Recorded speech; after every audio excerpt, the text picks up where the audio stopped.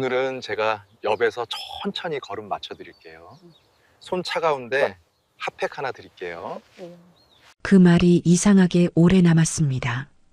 저는 분식집 불 앞에서 애새 키우느라 하루를 버티는 순서만 익힌 사람이었거든요. 떡볶이 냄새가 옷에 배고 밤엔 알바 유니폼도 못 벗은 채 쓰러지고 아이들은 다 크고 집은 넓어진 게 아니라 조용해졌습니다. 그래서 친구가 권한 게이트볼 모임에 나갔습니다. 거기서 68세 권태식 씨를 만났습니다. 말이 반듯했고 배려가 자연스러웠으며 무엇보다 급해 보이지 않았어요. 그 여유가 저는 낯설고 더 끌려서 결국 재혼을 했습니다. 첫날 밤 그 집 현관문이 찰칵 잠기던 순간 제 발이 멈췄습니다. 신발이 한 줄로 서 있었는데 각도까지 정확히 맞춰져 있었거든요. 태식 씨는 웃으면서 제 신발을 살짝 돌려놓았습니다. 여긴 이렇게 두면 집이 편해져요. 저는 그때도 그냥 깔끔한 사람이라고 생각했습니다. 하지만 그날 저는 끝내 한 가지를 말하지 못했습니다. 다정한 얼굴인데도 왜 저는 그 집에서 점점 숨을 줄이게 됐을까요? 침실 문을 닫자마자 베갯잎 방향이 반듯하게 맞춰진 걸 보자 제 손이 멈췄어요. 처음 며칠은 새 공간에 적응하는 시간이었습니다. 거실이 넓었고 베란다엔 햇볕이 잘 들었어요. 태식 씨는 제가 들어오기 전 미리 침구도 새로 맞춰놨다며 자랑처럼 말했죠. 그런데 이불을 펴다가 손이 멈췄어요. 모서리가 침대 프레임에 딱 맞게 떨어져 있었고 베갯잎 방향도 정확히 일치했습니다. 저는 그걸 그대로 따라 정돈했고 태식 씨는 만족스럽게 웃으며 제 어깨를 툭 두드렸어요. 역시 눈썰미가 있으시네요. 저는 칭찬받은 게 아니라 시험을 통과한 기분이었습니다. 그래도 그냥 웃었어요. 첫날이었으니까요. 거실 커튼은 주름이 일정한 간격으로 접혀 있었습니다. 제가 아침에 햇볕을 보려고 한쪽을 젖혔다가 다시 닫았는데 태식 씨가 지나가다 멈춰 서더라고요. 그러고는 아무 말 없이 커튼을 조금씩 당기면서 주름 위치를 조정했어요. 화가 난 얼굴은 아니었습니다. 오히려 자연스러웠죠. 마치 물컵을 제자리에 놓는 것처럼 숨 쉬듯 익숙한 손놀림이었어요. 이렇게 하면 먼지가 덜 타요. 저는 고개를 끄덕였습니다. 그게 맞는 말인지는 모르겠지만 태식 씨 표정이 편안해 보여서 그냥 따라 웃었어요. 리모컨도 위치가 있었습니다. TV 리모컨은 테이블 왼쪽 모서리에서 손가락 2마디 정도 안쪽, 에어컨 리모컨은 오른쪽 서랍 위에 가로로 놓여야 했죠. 제가 텔레비전을 보다가 리모컨을 소파에 두고 화장실에 갔다 왔더니 어느새 제자리로 돌아가 있었어요. 태식 씨는 부엌에서 물을 따르고 있었고 저는 그 순간 왠지 미안한 마음이 들었습니다. 슬리퍼도 방향이 정해져 있었어요. 신발장 앞에 놓인 실내화는 반드시 코가 안쪽을 향해야 했습니다. 처음엔 무심코 벗어놓았다가 다음날 아침 보니 방향이 바뀌어 있더라고요. 그 뒤론 저도 신경 써서 가지런히 놓게 됐습니다. 아무도 시키지 않았는데 손이 알아서 움직였어요. 며칠이 지나고 나니 집안 곳곳에 원래 자리가 있다는 걸 알게 됐습니다. 현관 매트는 문틀에서 정확히 5cm 떨어진 위치에 놓여야 했고 욕실 수건은 거리에 걸 때 접힌 부분이 밖을 향해야 했죠. 주방 행주는 싱크대 옆 고리에 걸되 양쪽 끝이 똑같은 길이로 내려와야 했어요. 태식 씨는 그걸 설명하지 않았습니다. 그냥 제가 놓은 걸 조용히 고쳤고 저는 그걸 보면서 배웠어요. 어느 날 저녁 목이 말라 물을 마시려고 부엌으로 갔습니다. 컵장을 열고 유리컵을 꺼냈는데 손이 멈췄어요. 컵을 어디에 놓아야 할지 잠깐 고민이 됐거든요. 테이블 위, 싱크대요? 아니면 쟁반에? 저는 결국 컵을 도로 넣고 생수병을 들고 직접 마셨습니다. 목은 여전히 말랐지만 그게 더 편했어요. 거실로 돌아오는데 태식 씨가 소파에 앉아 책을 읽고 있었습니다. 제가 지나가자 고개를 들어 부드럽게 웃으며 물었어요. 물 안 드세요? 저는 괜찮아요라고 대답했습니다. 태식 씨는 다시 책으로 시선을 내렸고 저는 제 방으로 들어가 문을 닫았어요. 그러고 침대에 앉아 한참을 그대로 있었습니다. 숨을 한번 크게 쉬려다가 멈췄어요. 소리가 날까 봐요. 밤이 되면 더 조용했습니다.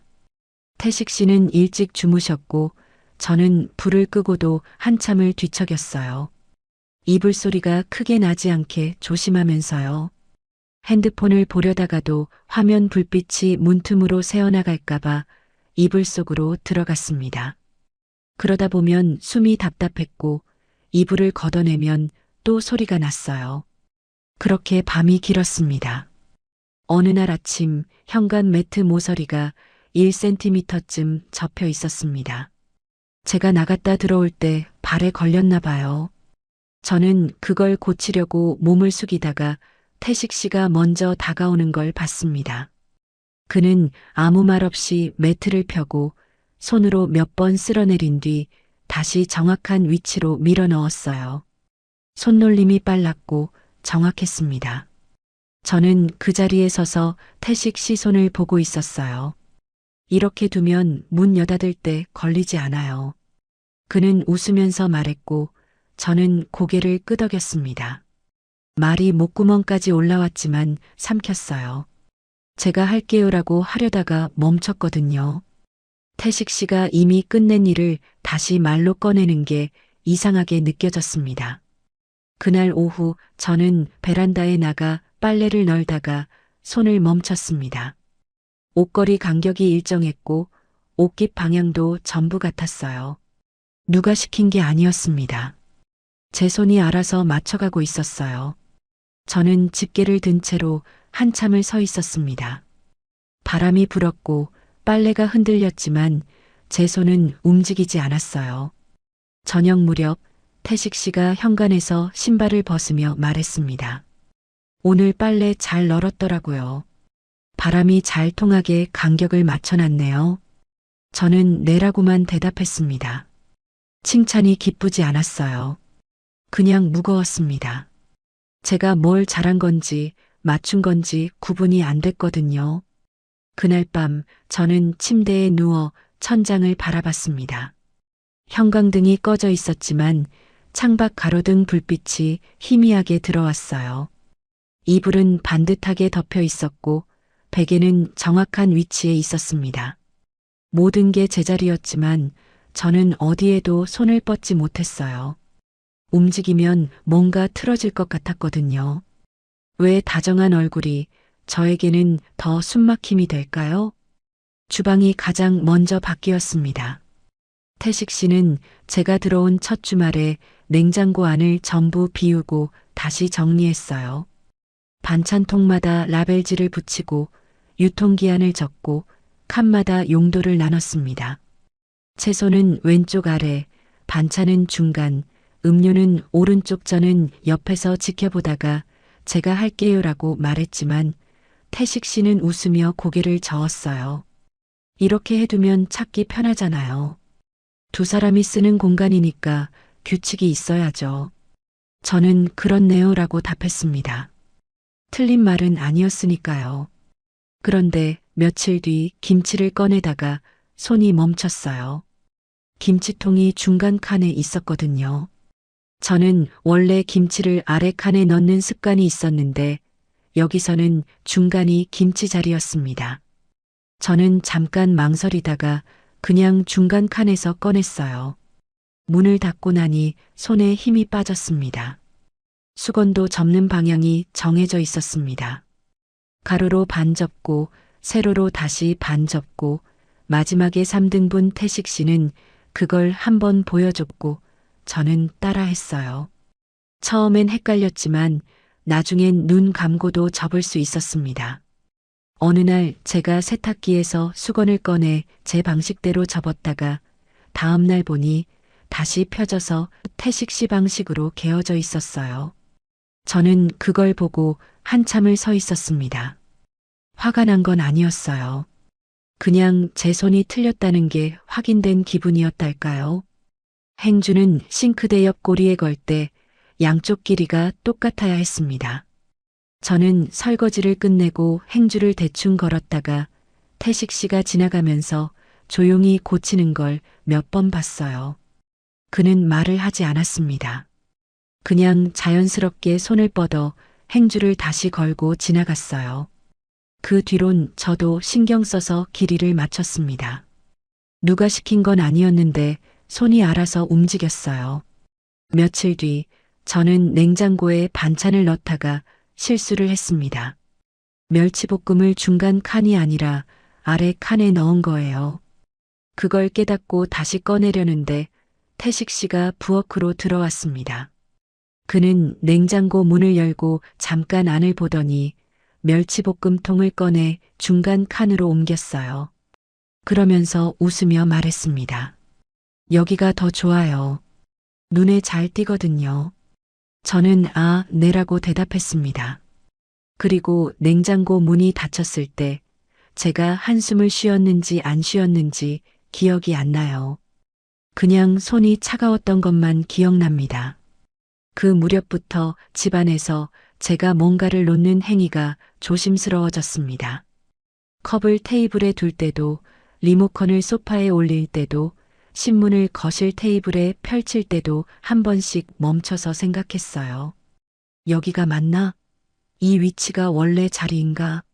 태식 씨는 아무 말도 하지 않았지만 저는 이미 그 규칙들을 외우고 있었습니다. 몸이 먼저 배운 거예요. 어느 날 저녁 저는 거실 소파에 앉아 텔레비전을 보다가 물을 마시려고 컵을 들었습니다. 그런데 컵을 다시 놓을 때 테이블 위 정확한 위치가 생각나지 않았어요. 왼쪽? 오른쪽? 가운데? 저는 잠깐 망설이다가 컵을 들고 부엌으로 가서 싱크대에 놓았습니다. 그게 더 안전하게 느껴졌거든요. 태식 씨는 여전히 다정했습니다. 제가 외출할 때 문 앞까지 나와 조심히 다녀오세요 하고 손을 흔들었고 돌아오면 힘들었죠? 하며 가방을 받아줬어요. 저녁엔 함께 산책을 나가기도 했고 주말엔 장을 보러 다녔습니다. 사람들이 보기엔 다정한 부부였을 거예요. 저도 그렇게 보이려고 노력했고요. 하지만 집으로 돌아오는 순간 뭔가 달라졌습니다. 현관문을 열고 신발을 벗을 때부터 제 호흡이 얕아졌어요. 신발 방향을 맞추고 가방을 정해진 자리에 놓고 외투를 옷걸이에 걸면서 제 손이 점점 무거워졌습니다. 게이트볼 모임은 목요일마다 있었습니다.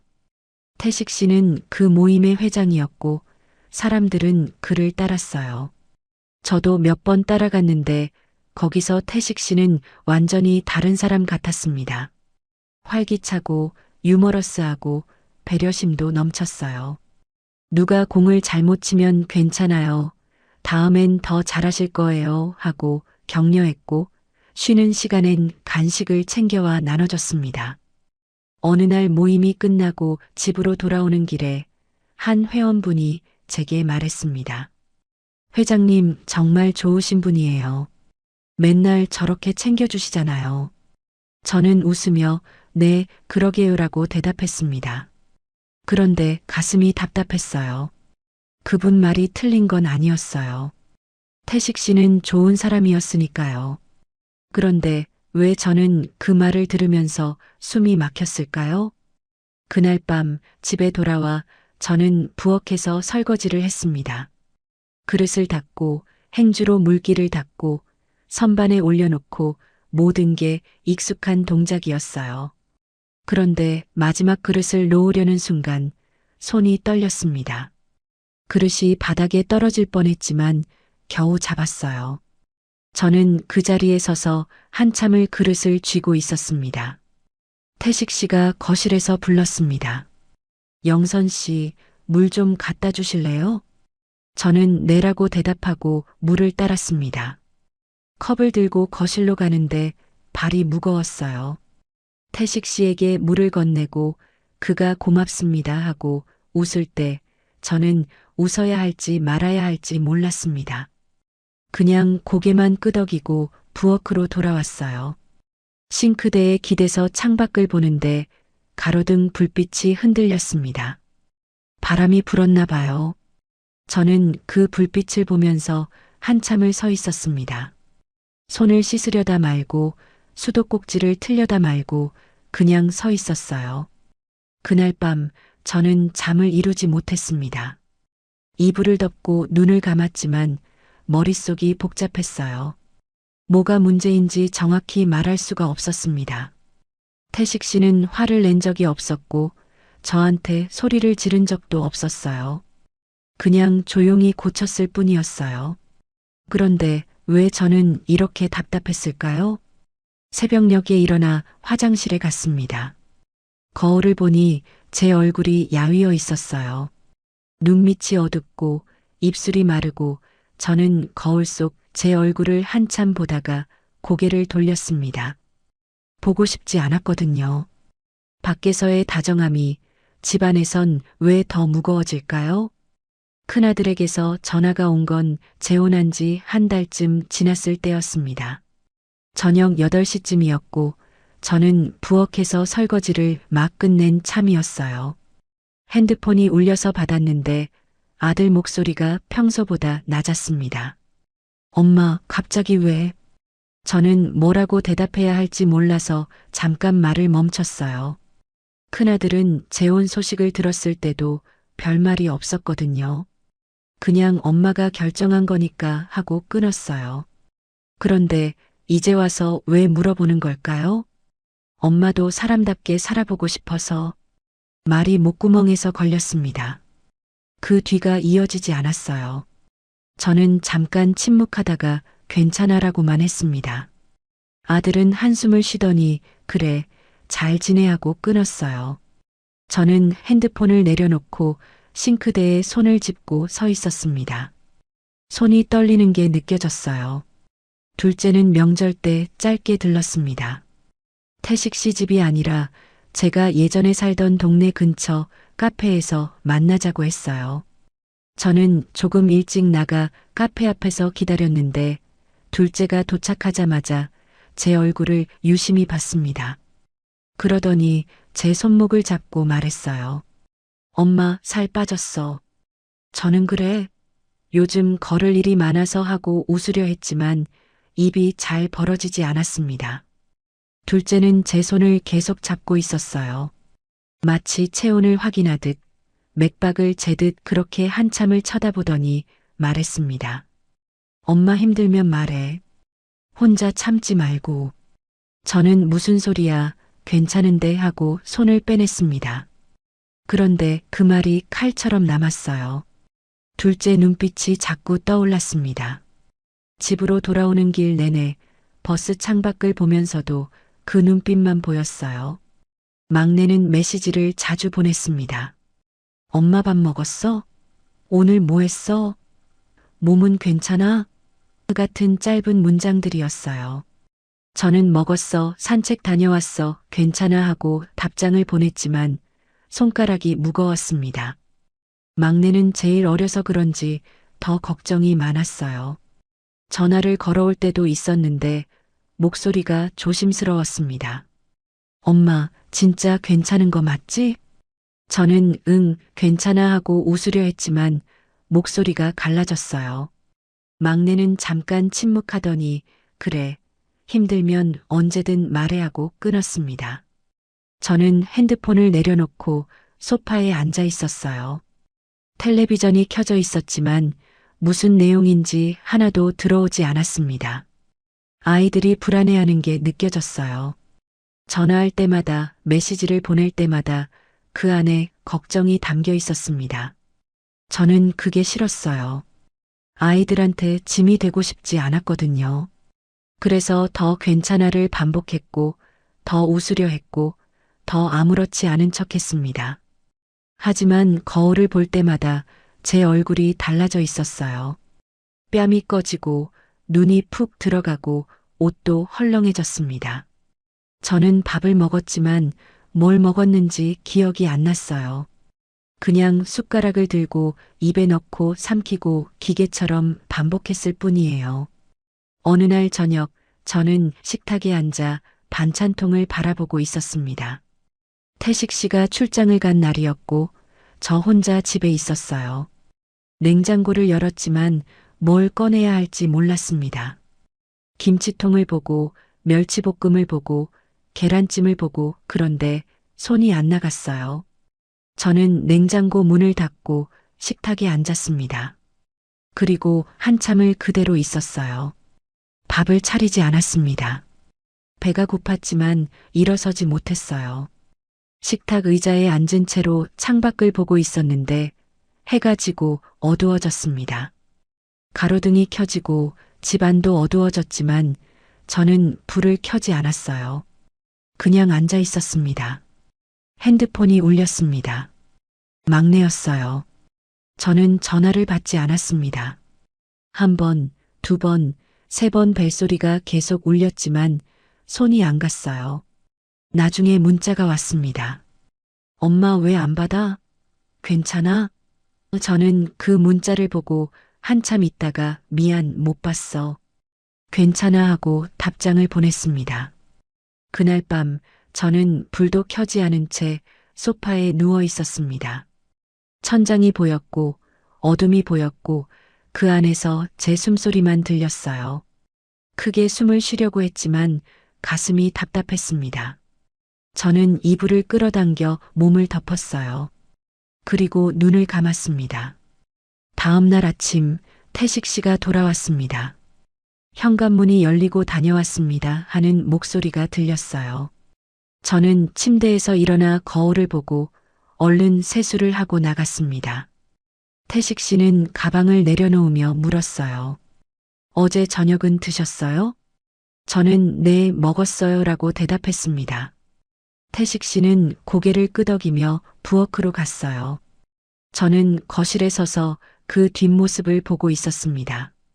뭔가 말하고 싶었지만 입이 안 떨어졌어요. 그날 오후 큰아들에게서 또 전화가 왔습니다. 저는 이번엔 받았어요. 엄마, 이번 주말에 시간 돼? 응, 왜? 그냥 보고 싶어서. 저는 잠깐 말을 멈췄습니다. 큰아들이 보고 싶다고 먼저 말하는 건 오랜만이었어요. 저는 그래, 보자 하고 전화를 끊었습니다. 그리고 소파에 앉아 핸드폰을 쥐고 있었어요. 눈물이 날 것 같았지만 참았습니다. 태식 씨가 부엌에 있었거든요. 주말에 큰아들을 만났습니다. 동네 식당에서 같이 밥을 먹었는데 아들이 계속 제 얼굴을 쳐다봤어요. 밥을 먹으면서도 물을 마시면서도 저는 아들 눈을 피하려고 고개를 숙였습니다. 엄마, 진짜 괜찮아? 저는 응, 괜찮아라고 대답했습니다. 그런데 목소리가 떨렸어요. 아들은 숟가락을 내려놓고 한참을 저를 보더니 말했습니다. 엄마 표정이 예전 같지 않아. 저는 뭐라고 대답해야 할지 몰랐습니다. 그냥 웃으려 했지만 입꼬리가 올라가지 않았어요. 아들은 한숨을 쉬고 저는 밥을 한 숟가락 더 떴습니다. 그렇게 식사가 끝났어요. 집으로 돌아오는 길, 저는 버스 안에서 창밖을 보고 있었습니다.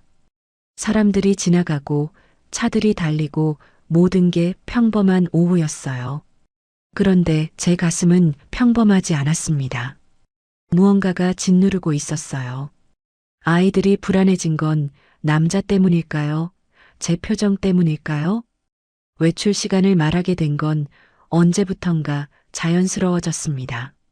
현관에서 신발을 신으면서 태식 씨에게 2시간쯤 다녀올게요 하고 먼저 말하는 제 모습을 발견했어요. 누가 물어본 것도 아닌데 그 말이 저절로 튀어나왔습니다. 태식 씨는 고개를 끄덕이며 조심히 다녀오세요 하고 웃었고 저는 문을 닫으며 숨을 한 번 내쉬었어요. 밖으로 나오면 좀 나아질 줄 알았습니다. 공원 벤치에 앉아 바람을 쐬고 카페에 들러 커피를 마시고 하지만 시계를 자꾸 봤어요. 1시간이 지나고 1시간 반이 지나면 이제 슬슬 돌아가야 할 시간이었습니다. 커피를 다 마시지도 않았는데 가방을 들었어요. 늦으면 안 될 것 같았거든요. 처음엔 이상한 줄 몰랐습니다. 약속 시간을 지키는 건 당연한 거니까요. 그런데 약속을 한 적이 없었어요. 제가 2시간이라고 했을 뿐 태식 씨는 천천히 다녀오세요 라고만 했거든요. 그런데 저는 2시간을 넘기면 안 된다고 생각했습니다. 왜 그랬을까요? 지금도 잘 모르겠어요. 어느 날은 친구를 만났습니다. 오랜만에 보는 친구였는데 이야기가 길어졌어요. 그런데 1시간 반쯤 됐을 때 제가 시계를 보더라고요. 친구가 물었습니다. 왜 바빠? 저는 아니, 괜찮아 하고 웃었지만 속으로는 초조했어요. 시간이 자꾸 신경 쓰였습니다. 친구 말이 귀에 안 들어왔고 커피 맛도 모르겠더라고요. 결국 2시간이 되기 10분 전에 일어났습니다. 나 먼저 가봐야 할 것 같아. 친구는 벌써? 하고 아쉬워했지만 저는 가방을 들었어요. 약속도 없는데 서둘렀습니다. 집으로 돌아가는 길이 점점 무거워졌습니다. 골목 입구에서 발이 느려졌고 현관 앞에서 숨을 고르고 열쇠를 꺼내면서 손이 떨렸어요. 문을 열고 들어서면 태식 씨가 어서 오세요 하고 마중 나왔고 저는 다녀왔습니다 하며 신발을 가지런히 벗었습니다. 모든 게 자연스러웠지만 가슴은 답답했어요. 밤마다 잠을 설쳤습니다. 태식 씨는 11시면 주무셨고 저는 침대에 누워 천장을 봤어요. 1시간, 2시간 시계 초침 소리가 들렸습니다. 몸을 뒤척이면 이불 소리가 났고 그럴 때마다 멈췄어요. 태식 씨가 깰까 봐요. 어느 날 밤 저는 잠을 이루지 못하고 거실로 나왔습니다. 시계를 보니 새벽 3시였어요. 태식 씨는 깊이 주무시고 계셨고 집안은 조용했습니다. 저는 소파에 앉아 핸드폰을 켰다 껐다 반복했어요. 큰아들에게 전화를 걸까 하다가 멈췄습니다. 이 시간에 전화하면 놀랄 테고 뭐라고 설명해야 할지도 몰랐거든요. 물을 마시러 부엌에 갔습니다. 냉장고를 열고 생수병을 꺼내는데 문득 반찬통들이 눈에 들어왔어요. 가지런히 정리된 통들, 라벨이 붙은 뚜껑들. 저는 생수병을 들고 냉장고 문을 닫았습니다. 그리고 싱크대에 기대서서 물을 마셨어요. 목으로 넘어가는 게 느껴졌지만 갈증은 풀리지 않았습니다. 창밖을 보니 가로등이 켜져 있었습니다. 바람에 나뭇가지가 흔들렸고 그림자가 벽에 비쳤어요. 저는 그 그림자를 한참 보고 있었습니다. 생각이 많았지만 정리되지 않았어요. 그냥 복잡했습니다. 거실로 돌아와 소파에 앉았습니다. 담요를 덮고 눈을 감았지만 잠은 오지 않았어요. 그렇게 새벽이 밝았고 태식 씨가 일어나는 소리가 들렸습니다. 저는 눈을 뜨고 일어나 인사했어요. 주무셨어요? 태식 씨는 잘 주무셨어요? 하고 물었고 저는 네 하고 대답했습니다. 거짓말이었어요. 그날 아침 저는 태식 씨에게 말했습니다. 오늘 친구 만나러 좀 멀리 다녀올게요. 태식 씨는 그러세요. 조심히 다녀오시고 하고 대답했어요. 저는 작은 가방 하나만 챙겼습니다. 옷 한 벌, 세면도구, 핸드폰 충전기 필요한 것만 넣었어요. 가방이 가벼웠지만 손이 무거웠습니다. 현관문을 나서는데 태식 씨가 물었습니다. 저녁은 집에서 드실 건가요? 저는 잠깐 멈췄습니다. 그리고 모르겠어요. 연락드릴게요 하고 대답했어요. 태식 씨는 알겠습니다 하고 손을 흔들었습니다. 동네를 벗어나 버스를 탔습니다. 어디로 가야 할지 정확히 정하지 않았지만 일단 멀리 가고 싶었어요. 버스 창밖으로 익숙한 풍경이 지나가고 낯선 거리가 나타났습니다. 아파트 단지가 보이고 상가가 보이고 공원이 보였어요.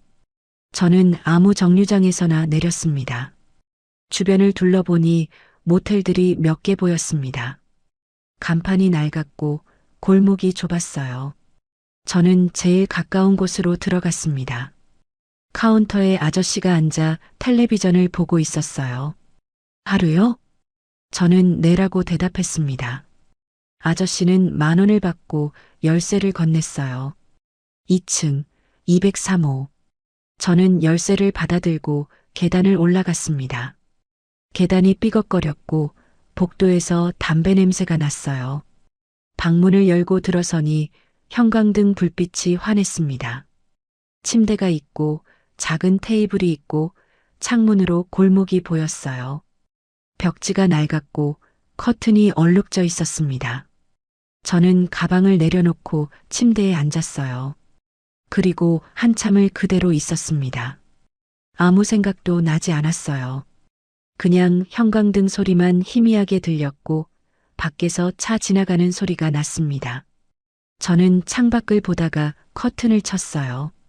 그러고 다시 침대에 앉았습니다. 편하지 않았습니다. 조용한데도 가슴이 답답했고 아무도 없는데 숨이 얕아졌어요. 저는 물을 마시려고 일어났지만 물컵이 없었습니다. 가방에서 생수를 꺼내 마셨는데 목이 넘어가지 않았어요. 그냥 입만 죽였습니다. 침대에 누웠습니다. 천장에 얼룩이 있었고 모서리에 곰팡이가 보였어요. 저는 그걸 보면서 누워 있었습니다. 손을 배 위에 올려놓고 숨을 쉬었어요. 들숨, 날숨 의식하면서 쉬었는데도 답답했습니다. 핸드폰을 켰습니다. 태식 씨에게서 문자가 와 있었어요. 저녁은 드실 건가요? 저는 시계를 봤습니다. 저녁 6시였어요. 저는 밖에서 먹을게요라고 답장을 보냈습니다. 그리고 핸드폰을 테이블에 놓고 다시 침대에 누웠어요. 배가 고팠지만 나가기 싫었습니다. 그냥 누워있고 싶었어요. 천장을 보고 있으면 아무 생각도 안 해도 될 것 같았거든요. 하지만 생각은 자꾸 났습니다. 집 현관, 신발장, 냉장고, 거실 커튼 떠올리고 싶지 않았는데 떠올랐어요. 저녁 8시쯤 밖으로 나갔습니다. 골목에 분식집이 하나 있었어요. 저는 들어가서 라면을 시켰습니다. 주인 아주머니가 라면을 끓이는 동안 저는 테이블에 앉아 핸드폰을 만졌어요. 큰아들, 둘째, 막내 연락처를 보다가 화면을 껐습니다. 라면이 나왔습니다. 김이 모락모락 올라왔고 파가 떠 있었어요. 저는 젓가락을 들고 한 입 먹었습니다. 뜨거웠지만 맛은 없었어요. 그냥 삼키기만 했습니다. 반쯤 먹고 젓가락을 놓았어요. 더 이상 넘어가지 않았습니다. 맛없어요? 주인 아주머니가 물었고 저는 아니요, 배불러서요 하고 대답했습니다. 돈을 내고 나왔어요. 모텔로 돌아오는 길 편의점에 들렀습니다. 물을 사려고 했는데 막걸리가 눈에 들어왔어요. 저는 막걸리 한 병과 종이컵을 샀습니다. 그리고 방으로 돌아왔어요. 침대에 앉아 막걸리를 땄습니다. 종이컵에 따르는데 손이 떨려서 조금 흘렸어요.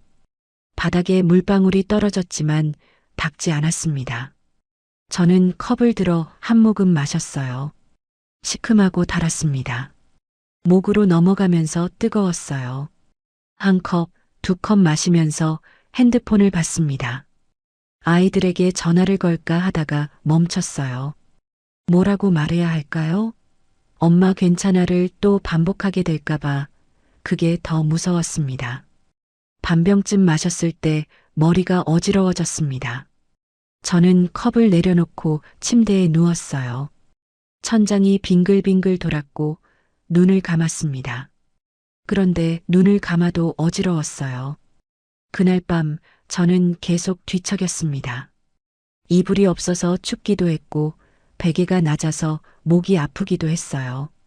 형광등을 껐지만 창밖 불빛이 커튼 사이로 새어 들어왔습니다. 밖에서 오토바이 소리가 났고 누군가 웃는 소리가 들렸어요. 새벽녘에 화장실을 갔습니다. 거울에 비친 제 얼굴이 창백했어요. 눈이 퀭했고 입술이 갈라져 있었습니다. 저는 세수를 하고 수건으로 얼굴을 닦았어요. 그런데 수건을 걸려다가 손이 멈췄습니다. 어떻게 걸어야 할지 생각이 났거든요. 양쪽 길이를 똑같이 저는 그대로 수건을 아무렇게나 걸었습니다. 접지도 않고 그냥 걸었어요. 다시 침대로 돌아왔지만 잠은 오지 않았습니다. 저는 핸드폰을 켜서 시간을 확인했어요. 새벽 4시. 태식 씨는 지금쯤 깊이 주무실 시간이었습니다. 집은 조용할 거고 정리되어 있을 거고 저는 핸드폰을 끄고 이불을 끌어당겼어요. 아침이 밝았습니다. 창밖이 환해지면서 눈이 떠졌어요. 저는 일어나 짐을 챙겼습니다. 옷을 갈아입고 세면도구를 가방에 넣고 방을 둘러봤어요. 딱히 정리할 것도 없었습니다. 막걸리 병만 쓰레기통에 버렸어요. 카운터에 열쇠를 놓고 밖으로 나왔습니다. 아침 공기가 차가웠지만 숨이 시원하지 않았어요. 버스 정류장으로 걸어가는데 발이 무거웠습니다. 집으로 돌아가야 한다는 생각에 다리가 떨렸어요. 버스를 기다리면서 벤치에 앉았습니다. 출근하는 사람들이 지나갔고 학생들이 뛰어갔어요. 모두 어딘가로 가고 있었습니다. 저도 돌아가야 했어요. 버스가 왔습니다. 저는 타서 뒷자리에 앉았어요. 창밖을 보면서 집으로 가는 길을 생각했습니다. 현관문을 열면 태식 씨가 있을 거고 어서 오세요 할 거고 저는 신발을 벗고 가방을 놓고 웃어야 할 거예요. 집 앞에 도착했을 때 다리가 떨렸습니다. 저는 골목 입구에서 한참을 서 있었어요. 들어가기 싫었습니다. 하지만 어디로 가야 할지도 몰랐어요. 저는 숨을 한번 크게 쉬고 걸었습니다. 현관문을 열고 들어서니 태식 씨가 거실에서 신문을 보고 있었어요. 고개를 들어 저를 보더니 웃으며 말했습니다. 친구분은 잘 계시죠? 저는 네라고만 대답했습니다. 가방을 내려놓고 신발을 벗으면서 제 손이 떨리는 게 느껴졌어요. 신발을 가지런히 놓고 가방을 정해진 자리에 두고 모든 게 제자리로 돌아왔지만 저는 어디에도 서 있을 수가 없었습니다. 화장실로 들어가 문을 잠갔습니다. 변기 뚜껑을 닫고 앉아 두 손으로 얼굴을 감쌌어요. 눈물이 날 것 같았지만 나오지 않았습니다. 그냥 숨만 가빠졌어요. 가슴을 쥐어뜯는 것처럼 답답했고 목이 조이는 것처럼 막혔습니다. 한참을 그렇게 앉아 있다가 일어났습니다. 세수를 하고 거울을 보고 문을 열고 나왔어요. 태식 씨는 부엌에서 물을 끓이고 있었습니다. 차 한잔 하실래요? 저는 괜찮아요라고 했습니다. 그리고 제 방으로 들어가 문을 닫았어요. 침대에 누워 눈을 감았지만 눈물이 흘렀습니다. 소리 없이 흘러내렸어요. 베개가 젖었지만 닿지 않았습니다. 밖으로 나왔는데도 숨이 안 돌아오면 그럼 문제는 어디에 있을까요? 새벽에 깼습니다. 온몸이 식은땀으로 젖어 있었고 이불이 무거웠어요. 저는 일어나려고 했지만 머리가 어지러워서 다시 누웠습니다. 천장이 빙글빙글 돌았고 숨이 가빠졌어요. 심장이 빠르게 뛰었고 손끝이 차가웠습니다. 침대 옆 서랍을 열어 약통을 꺼냈습니다. 혈압약이었어요. 약통을 흔들었는데 손이 떨려서 바닥에 떨어뜨렸습니다. 통이 굴러가면서 뚜껑이 열렸고 약이 바닥에 흩어졌어요. 저는 몸을 숙여 하나씩 주었습니다. 그런데 주우면서 숨이 더 막혔어요. 허리를 펴고 침대에 앉아 숨을 크게 쉬려고 했지만 공기가 들어오지 않는 것 같았습니다. 가슴을 눌렀습니다. 손바닥으로 가슴을 누르면서 숨을 쉬려고 했어요. 입을 벌리고 코로 들이마시고 그런데 안 됐습니다. 숨이 얕게만 들어왔어요. 태식 씨가 문을 두드렸습니다. 영선 씨, 괜찮으세요? 저는 네, 괜찮아요라고 대답했지만 목소리가 갈라졌어요. 문이 열리고 태식 씨가 들어왔습니다. 제 얼굴을 보더니 표정이 굳었어요. 안색이 안 좋은데요. 병원 가보셔야겠어요. 저는 고개를 저었습니다. 괜찮아요. 조금만 쉬면 하고 말하려 했지만 태식 씨는 이미 옷을 챙기고 있었어요. 옷장을 열어 제 외투를 꺼내고 가방에서 지갑을 찾고 움직임이 빨랐습니다. 어서 준비하세요. 지금 나가야 해요. 저는 일어서려고 했지만 다리에 힘이 없었어요. 침대 모서리를 잡고 겨우 일어섰습니다. 태식 씨가 제 팔을 잡아줬고 저는 그 손에 의지에 걸었어요. 옷을 입히려고 할 때 저는 혼자 할게요 하고 말했습니다. 하지만 손이 말을 듣지 않았어요. 소매에 팔이 안 들어갔고 지퍼를 올리려다 손이 떨렸습니다.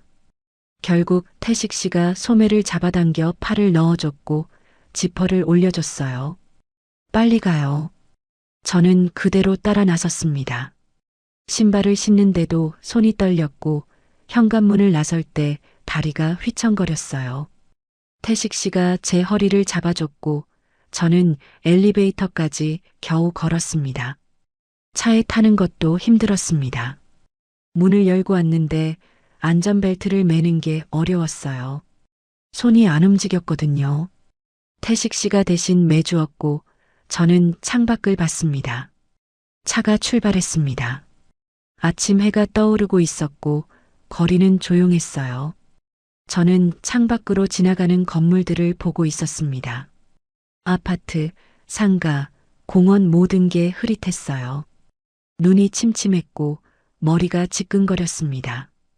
태식 씨는 조용히 운전하면서 가끔 저를 쳐다봤어요. 조금만 참으세요. 곧 도착해요. 저는 대답하지 않았습니다. 그냥 고개만 끄덕였어요. 말할 힘이 없었습니다. 병원 주차장에 차를 세우고 태식 씨가 먼저 내려 제 문을 열어줬습니다. 저는 차에서 내리면서 다리에 힘이 빠지는 걸 느꼈어요. 태식 씨가 제 팔을 잡아줬고 저는 그 손에 의지에 걸었습니다. 한 발 한 발 천천히 걸었어요. 병원 로비가 환했습니다. 형광등 불빛이 눈부셨고 사람들 말소리가 웅웅거렸어요. 저는 태식 씨를 따라 접수 창구로 갔습니다. 대기실에는 사람이 많았습니다. 노인들이 대부분이었고 몇몇은 기침을 하고 있었어요. 저는 의자에 앉아 번호표를 받았습니다. 38번. 전광판을 보니 23번이 표시되어 있었어요. 한참 기다려야 할 것 같았습니다. 태식 씨는 접수 창구로 가서 서류를 받아왔습니다. 그리고 제 옆에 앉아 펜을 꺼냈어요. 제가 작성해 드릴게요. 저는 서류를 보고 있었습니다. 이름, 생년월일, 주소, 증상, 그리고 보호자 란이 있었어요. 태식 씨가 펜을 들고 보호자 란에 자기 이름을 쓰려는 순간 제 손이 먼저 움직였습니다. 펜을 잡으려다 멈췄어요. 뭐라고 해야 할지 몰랐거든요. 제가 쓸게요. 태식 씨는 제 손을 보더니 잠깐 멈춰 있다가 펜을 건넸습니다. 저는 펜을 받아들었지만 글씨가 잘 써지지 않았어요. 손이 떨려서 삐뚤빼뚤했습니다. 결국 몇 글자 쓰다가 태식 씨에게 도로 건넸어요. 당신이 써요. 태식 씨는 펜을 받아 자기 이름을 적었습니다. 권태식? 글씨가 반듯했어요. 모든 칸을 빠짐없이 채우고 서류를 정리해서 접수 창구에 제출했습니다. 돌아와서 앉으며 말했어요. 계획대로 검사하죠. 혈압, 심전도, 혈액 검사 순서대로 하면 돼요. 저는 고개를 끄덕였습니다. 태식 씨 목소리가 차분했고 계획이 명확했어요. 그런데 그 말들이 제 귀에는 차갑게 들렸습니다. 마치 제가 고장난 기계처럼 느껴졌어요. 수리해야 할 물건처럼요. 번호가 불렸습니다. 38번. 저는 일어나 진료실로 들어갔고 태식 씨도 따라왔어요. 의사 선생님이 컴퓨터를 보다가 저를 쳐다봤습니다. 어디가 불편하세요? 저는 말하려고 했지만 목이 막혔어요. 저는 하고 시작했는데 뭐라고 해야 할지 몰랐습니다. 어디가 아픈지, 뭐가 문제인지 정확히 말할 수가 없었어요. 태식 씨가 옆에서 대신 말했습니다. 최근에 스트레스를 많이 받으셨어요. 잠도 잘 못 주무시고 식사도 제대로 안 하시고요. 의사 선생님은 고개를 끄덕이며 차트에 뭔가를 적었습니다. 그리고 제게 물었어요. 언제부터 증상이 있으셨어요? 저는 한 달쯤 하고 대답했습니다. 정확히는 모르겠어요. 언제부터였는지 기억이 안 났거든요. 요즘 특별히 스트레스 받는 일이 있으세요? 저는 대답하지 못했습니다. 스트레스? 뭐가 스트레스일까요? 신발 방향? 수건 접는 법? 냉장고 칸? 그걸 어떻게 설명해야 할까요? 태식 씨가 또 대신 말했습니다. 재혼한 지 얼마 안 돼서 적응하는 과정이에요. 의사 선생님은 아, 그러시구나 하고 고개를 끄덕였어요. 그리고 검사 처방전을 적으며 말했습니다. 일단 검사부터 받아보시죠. 혈압이 좀 높은 것 같으니 심전도도 하고 혈액 검사도 해봐야겠어요. 결과 나오면 다시 오세요. 저는 처방전을 받아들고 일어났습니다. 태식 씨가 제 손에서 처방전을 가져가 확인하며 말했어요. 먼저 1층 검사실로 가야 해요. 혈압부터 재고 심전도 하고 그 다음 체열이요. 저는 따라갔습니다. 복도를 걸으면서 태식 씨 뒷모습을 보고 있었는데 등이 반듯했어요. 흐트러진 데가 하나도 없었습니다. 걸음걸이도 일정했고 처방전 든 손도 떨리지 않았어요. 저는 그 등을 보면서 숨이 막혔습니다. 검사실에서 혈압을 쟀습니다. 간호사가 팔에 커프를 감고 펌프를 눌렀어요. 팔이 조여오면서 아팠습니다. 기계 소리가 나더니 숫자가 표시됐어요. 160에 90이네요. 좀 높아요. 저는 원래 약 먹고 있어요라고 했습니다.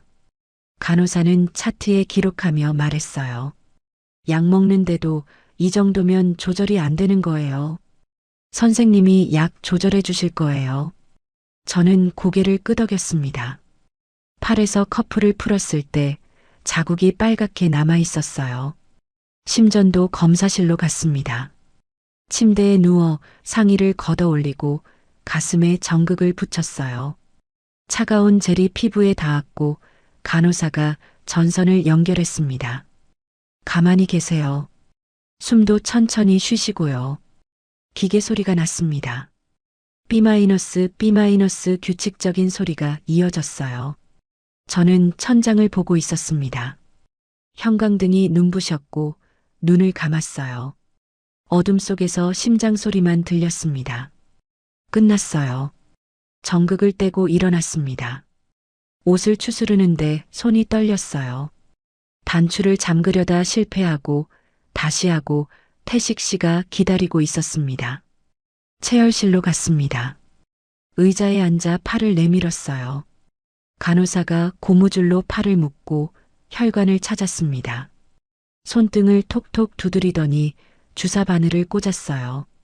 따끔했지만 참았습니다. 빨간 피가 주사기로 빨려 들어갔어요. 다 됐어요.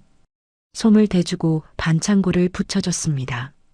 저는 팔을 구부리고 일어섰어요. 어지러웠지만 참았습니다.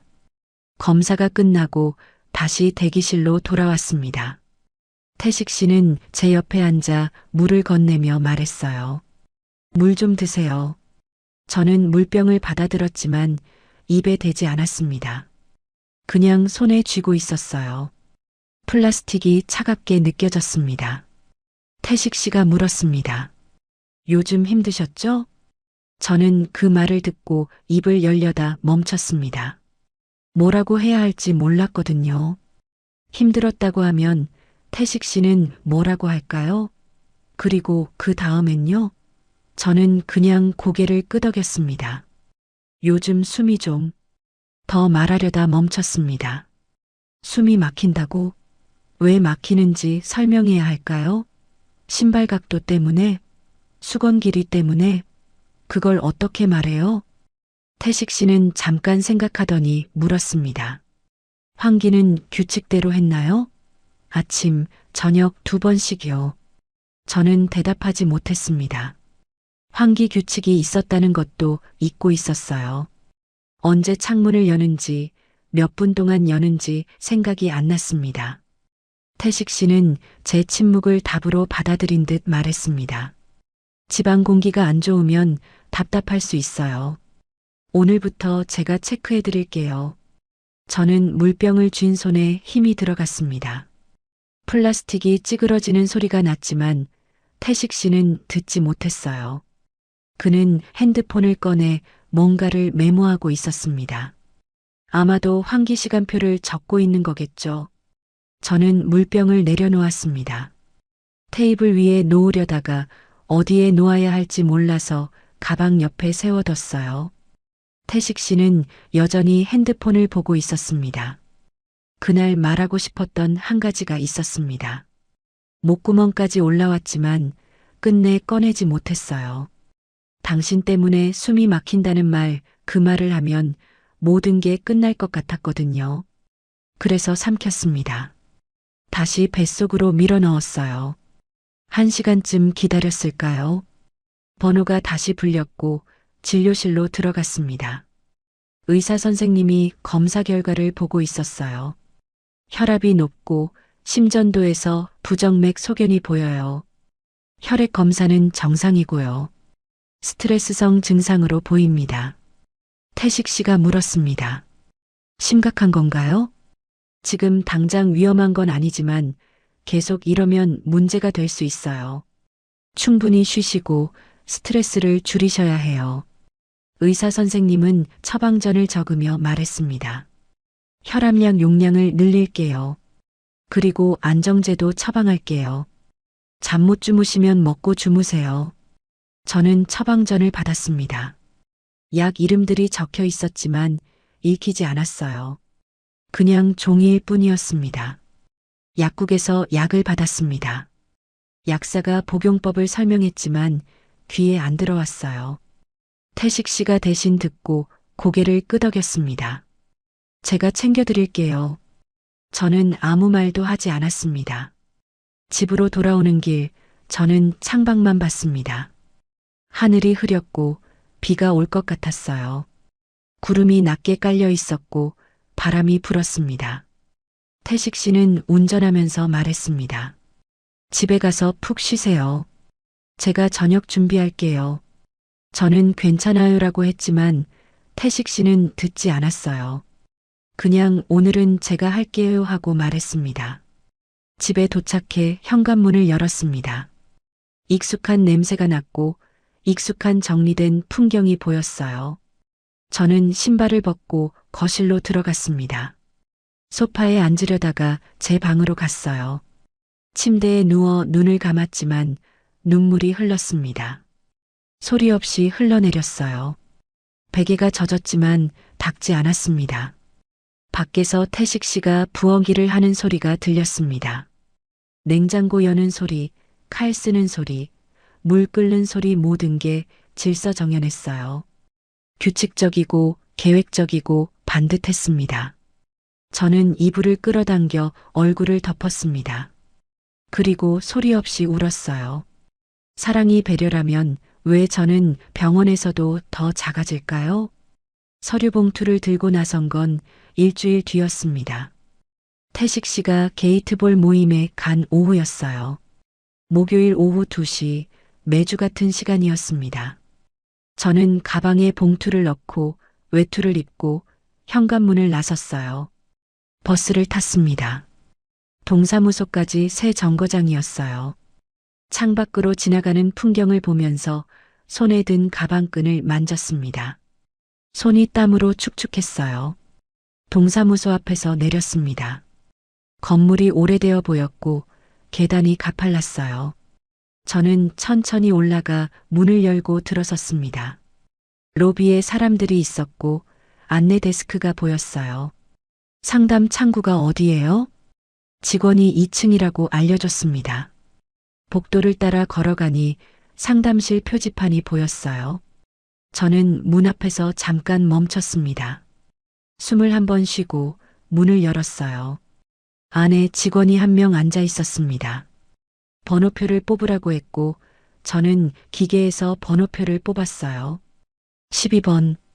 전광판을 보니 9번이 진행 중이었습니다. 의자에 앉아 기다렸습니다. 다른 사람들도 앉아 있었어요. 할머니 한 분, 중년 여자 한 명 모두 조용했습니다. 저는 가방에서 봉투를 꺼냈어요. 종이봉투였고 안에 인터넷에서 출력한 서류들이 들어 있었습니다. 이혼 절차 안내문, 상담 신청서. 손으로 봉투를 만졌습니다. 종이가 바스락거렸고 손목에 무게가 느껴졌어요. 무겁진 않았는데 손목이 아팠습니다. 번호가 하나씩 불렸습니다. 10번, 11번 제 차례가 다가왔어요. 저는 봉투를 꼭 쥐고 앉아 있었습니다. 심장이 빨리 뛰었고 손이 떨렸어요. 12번. 제 번호가 불렸습니다. 저는 일어서려고 했어요. 다리에 힘을 주고 가방을 들고 그런데 일어서지지 않았습니다. 몸이 안 움직였어요. 12번 고객님. 다시 불렀습니다. 옆 사람이 저를 쳐다봤어요. 저는 고개를 숙이고 일어서려고 했습니다. 손으로 의자 팔걸이를 잡고 다리에 힘을 주고 그런데 다리가 떨렸어요. 결국 일어나지 못했습니다. 저는 앉은 채로 고개만 들어 창구를 봤어요. 직원이 저를 보고 있었습니다. 저는 손을 들어 잠깐만 기다려달라는 제스처를 했어요. 직원은 고개를 끄덕였습니다. 한 분 더 기다리겠습니다. 저는 다시 앉아 봉투를 내려다봤어요. 왜 일어서지 못했을까요? 무서웠던 걸까요? 아니면 확신이 없었던 걸까요? 생각해 봤습니다. 이혼을 하면 어떻게 될까요? 집을 나가야 하고, 아이들에게 말해야 하고, 혼자 살아야 하고, 그 다음은요? 그 다음이 보이지 않았어요. 그렇다고 이대로 있으면요? 신발 각도를 맞추고, 수건 길이를 재고, 냉장고 칸을 외우고 평생요? 그것도 보이지 않았습니다. 저는 봉투를 가방에 도로 넣었습니다. 그리고 일어났어요. 직원이 저를 보고 있었지만 저는 고개를 숙이고 밖으로 나왔습니다. 복도를 걸어 계단을 내려왔어요. 다리가 후들거렸고 손이 떨렸습니다. 밖에 나와 벤치에 앉았어요. 바람이 불었고 나뭇잎이 떨어졌습니다. 저는 그걸 보면서 한참을 앉아 있었어요. 핸드폰을 꺼냈습니다. 큰아들에게 전화를 걸까 하다가 멈췄어요. 뭐라고 말하죠? 엄마 이혼하려고 했는데 못했어? 그런 말을 할 수 있을까요? 시간이 흘렀습니다. 해가 기울고 그늘이 길어졌어요. 저는 벤치에 앉아 사람들이 오가는 걸 보고 있었습니다. 누구는 급하게 걷고 누구는 천천히 걷고 모두 어딘가로 가고 있었어요. 저는 어디로 가야 할까요? 집으로 돌아왔습니다. 해가 지고 있었고 현관불이 켜져 있었어요. 태식 씨가 돌아와 있었습니다. 문을 열고 들어서니 저녁 냄새가 났고 태식 씨가 부엌에서 고개를 내밀며 웃었어요. 어디 다녀오셨어요? 저는 산책유라고 대답했습니다. 신발을 벗고 가방을 내려놓고 거실로 들어갔어요. 거짓말이었습니다. 하지만 진실을 말할 수도 없었어요. 태식 씨는 저녁 거의 다 됐어요 하고 말했습니다. 식탁에 그릇을 놓는 소리가 났고 수저 부딪는 소리가 들렸어요. 저는 화장실에 갔습니다. 거울을 보니 제 얼굴이 지쳐 있었어요. 눈이 퀭했고 입술이 갈라져 있었습니다. 저는 세수를 하고 물을 마시고 다시 거울을 봤어요. 여전히 지쳐 있었습니다.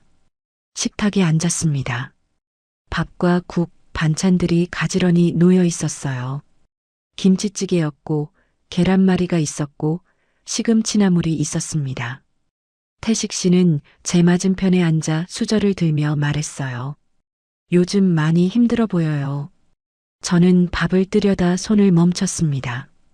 태식 씨가 계속 말했어요. 제가 뭘 잘못한 건지 모르겠는데 말씀해 주시면 고칠게요. 저는 고개를 들어 태식 씨를 봤습니다. 그의 얼굴은 진지했고 눈빛은 맑았어요. 정말로 모르는 것 같았습니다. 뭐가 문제인지, 제가 왜 힘든지 태식 씨는 진심으로 몰랐어요. 저는 숟가락을 내려놓았습니다. 그리고 한참을 입을 열지 못하다가 천천히 말했습니다. 저는 당신이 나쁜 사람이라고 생각하지 않아요. 태식 씨는 고개를 끄덕였습니다. 저는 숨을 한 번 쉬고 다시 말했어요. 그런데 당신이 나를 사랑하는 방식이 저는 숨이 막혀요. 태식 씨의 얼굴이 굳었습니다. 수저를 든 손이 멈췄고 입이 살짝 벌어졌어요. 저는 계속 말했습니다. 신발 방향, 수건 접는 법, 냉장고 칸 다 당신 방식이에요. 저는 여기서 제가 어떻게 숨 쉬어야 할지 모르겠어요. 태식 씨는 잠깐 아무 말이 없었습니다. 수저에서 국물이 떨어졌고 테이블에 흔적을 남겼어요. 그러다 천천히 입을 열었습니다. 저는 그냥 정리된 게 좋아서 그랬을 뿐이에요. 영선 씨를 힘들게 하려던 게 아니었어요. 알아요. 당신은 화도 안 냈잖아요. 그냥 조용히 고쳤죠. 웃으면서요. 제 목소리가 떨렸습니다. 태식 씨는 수저를 내려놓고 두 손을 모았어요. 그럼 어떻게 하면 될까요? 제가 바꾸면 될까요? 저는 대답할 수 없었습니다. 어떻게 하면 될까요? 태식 씨가 바뀌면 괜찮아질까요? 아니면 제가 참으면 될까요? 둘 다 노력하면 될까요? 저는 알 수가 없었어요. 침묵이 흘렀습니다. 시계 초침 소리만 들렸고 김치찌개에서 김이 올라왔어요. 김이 식으면서 사라졌습니다. 태식 씨가 말했습니다. 힘들면 맞는 분이 아닌 거죠. 그 말이 차갑게 꽂혔습니다. 반듯한 말투였고 정리된 문장이었어요. 틀린 말도 아니었습니다. 논리적이고 합리적이고 그런데 왜 이렇게 아팠을까요? 저는 젓가락을 내려놓았습니다. 밥을 한 숟가락도 먹지 못했어요. 태식 씨도 먹지 않았습니다. 식탁 위에 음식이 그대로 놓여 있었고 국이 식었고 밥그릇에서 김이 사라졌습니다. 저는 한참을 앉아 있다가 입을 열었습니다. 이혼해야 될까요? 태식 씨는 저를 봤습니다. 눈빛이 흔들렸어요. 놀란 것 같기도 하고 슬픈 것 같기도 하고 정확히 알 수 없었습니다. 그리고 대답 대신 물었어요. 영선 씨는 어떻게 하고 싶으세요? 저는 대답하지 못했습니다. 어떻게 하고 싶은지 저도 몰랐거든요. 그냥 숨 쉬고 싶었어요. 제대로 숨 쉬고 싶었습니다. 물 한 잔을 마실 때 컵 위치를 고민하지 않고 수건을 끌 때 길이를 재지 않고 신발을 벗을 때 각도를 맞추지 않고 그냥 살고 싶었어요. 하지만 그 말을 입 밖으로 꺼내지 못했습니다. 태식 씨는 여전히 저를 보고 있었고 저는 고개를 숙였어요. 모르겠어요. 태식 씨는 한숨을 쉬었습니다. 깊고 긴 한숨이었어요. 그리고 일어섰습니다. 천천히 생각해 보세요. 저도 생각해 볼게요. 그는 자기 방으로 들어갔고 문이 닫혔습니다. 저는 식탁에 혼자 남았어요. 음식이 그대로 있었고 불은 꺼지지 않았고 시계만 째깍거렸습니다. 저는 일어나 설거지를 했습니다. 그릇을 닦고 냄비를 닦고 행주로 물기를 닦았어요. 모든 게 익숙한 동작이었습니다. 행주를 걸 때 양쪽 길이를 맞췄고, 그릇을 선반에 놓을 때 간격을 맞췄고, 제 손이 알아서 움직였어요. 그리고 그걸 하면서 눈물이 났습니다. 소리 없이 흘러내렸어요. 왜 우는지 저도 모르겠어요. 그냥 눈물이 났습니다. 설거지를 끝내고 제 방으로 들어갔습니다. 침대에 누워 천장을 봤어요. 형광등을 껐지만 창밖 가로등 불빛이 들어왔습니다. 핸드폰을 켜서 큰아들에게 문자를 쓰려다 지웠습니다. 둘째에게도 막내에게도 쓰지 못했어요. 뭐라고 써야 할지 몰랐거든요. 저는 핸드폰을 내려놓고 이불을 덮었습니다. 숨을 크게 쉬려고 했지만 여전히 답답했어요. 가슴이 조였고 목이 막혔습니다. 창밖으로 가로등 불빛이 보였습니다. 바람에 나뭇가지가 흔들렸고 그림자가 움직였어요. 저는 그걸 보면서 한참을 누워 있었습니다. 이혼을 해야 할까요? 아니면 이대로 살아야 할까요? 저는 알 수가 없었습니다. 하지만 한 가지는 확실했어요. 저는 숨 쉬고 싶었습니다. 제대로 숨 쉬고 싶었어요. 제가 진짜 확인하려는 건 이혼일까요? 아니면 제가 숨 쉴 수 있는 방식일까요? 오늘 이야기 끝까지 들어주셔서 고맙습니다. 구독해 두시면 다음 사연도 과장 없이 있는 그대로 더 친절하게 들려드릴게요. 끝까지 보실 분들은 지금 화면 왼쪽 재생 목록부터 눌러서 같은 흐름의 사연들을 이어서 보세요. 그리고 오른쪽 추천 영상은 이 지옥이 시작된 첫 단추가 더 선명하게 나옵니다. 지금 바로 하나만 눌러주시면 그대로 이어집니다.